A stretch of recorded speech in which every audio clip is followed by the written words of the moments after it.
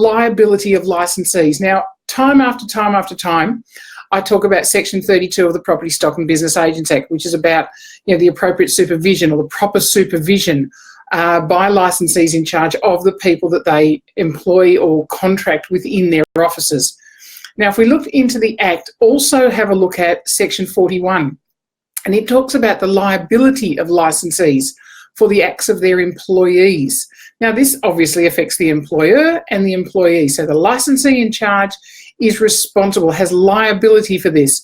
So what it actually says that an employer or a licensee who employs a person at any place of business where that licensee is responsible, they are actually responsible for everything done or not done by that person. Quite interesting. Let's look at that from a reality perspective. So what does a licensee need to do? You need to check agency agreements are completed properly. I heard a scenario yesterday from down south in a very rural area about an agency agreement that had been filled in. There was no opinion of price. There was no remuneration amount. There wasn't even the percentage in there. They hadn't given out the fair trading consumer education guide about agency agreements. They hadn't put the correct vendor. Everything possible was wrong with this agency agreement. I mean, there was a whole lot more wrong with the process after that. So it was a really horrid process for the vendor. And the licensee was responsible for what the agent within their office had actually done through that process. So check agency agreements that they're correct. Check that the people that are employed within an agency have their licence and or their certificate of registration up to date, so it's current. And to be current, you have to have done your CPD within the previous 12 months. So all of those sorts of things should be checked by the licensee. And remember, if you're not the licensee and you're an employee, you're just as responsible for this. You're jointly responsible for this.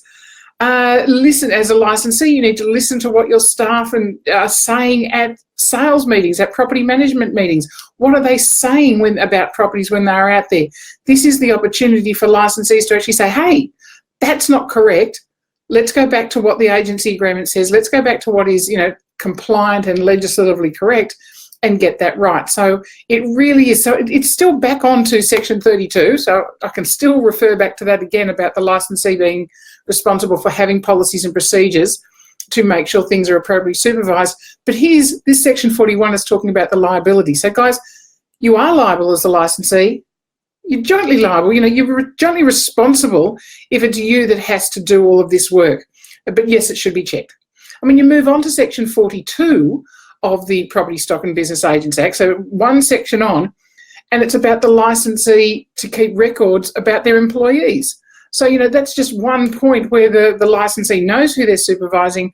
They have to keep a record of the name and residential address of each employee that the licensee employs as either a real estate, a stock and station, a business salesperson, a registered manager, so strata, all aspects of property, the licensee must keep a record. Now, that they must keep that record in the form of a register of employees, and that register needs to be kept at the place of business of that agency, where that person is employed.